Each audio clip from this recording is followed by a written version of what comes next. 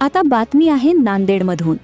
नांदेड जिल्ह्यात कायदा व सुव्यवस्था अबाधित राखण्यासाठी सर्व संबंधित यंत्रणांनी समन्वयाने काम करत ठोस उपाययोजना राबवाव्यात, अशा स्पष्ट सूचना पालकमंत्री अतुल सावे यांनी दिल्या।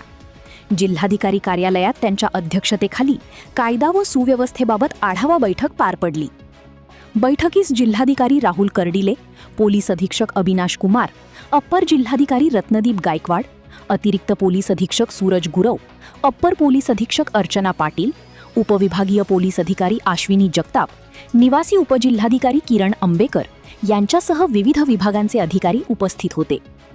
यावेळी पोलीस अधीक्षक अविनाश कुमार यांनी मागील 1.5 वर्षातील गुन्हेगारीत झालेली घट तसेच कायदा व सुव्यवस्था राखण्यासाठी राबविण्यात आलेल्या उपाययोजनांचे सविस्तर सादरीकरण केले।